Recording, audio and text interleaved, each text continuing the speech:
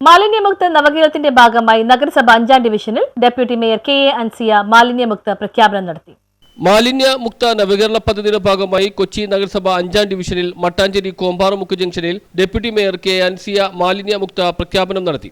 നമ്മുടെ ഡിവിഷനുകൾ അതിനുശേഷം അതിനെല്ലാം പ്രതിസന്ധികളെല്ലാം മറികടന്നുകൊണ്ട് നമ്മുടെ വേസ്റ്റ് മാനേജ്മെന്റ് ഇപ്പൊ നല്ല രീതിയിൽ മുന്നോട്ട് പോവുകയാണ്.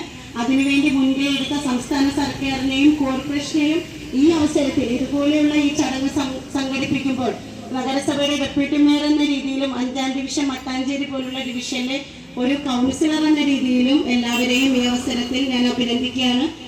അതുമാത്രമല്ല, നമ്മൾ ഈ മാലിന്യമുക്ത പ്രഖ്യാപനം നടത്തുമ്പോൾ നമുക്കറിയാം, നമ്മുടെ ചുറ്റുമുട്ട ആളുകൾ ചിലപ്പോൾ തൊട്ടപ്പുറത്തുള്ള മാലിന്യം ഇപ്പുറം അവിടെ കുന്നുകൂടി കിടന്നിട്ടാണ് നമ്മൾ മാലിന്യമുക്ത പ്രഖ്യാപനം ഇവിടെ വന്ന് ഒരു പ്രഖ്യാപനം പോലെ നടത്തി ഫോട്ടോ എടുത്ത് പോകുന്ന ഒരു രീതിയാണെന്ന് ചിലപ്പോൾ പലരും പറയും അല്ലേ.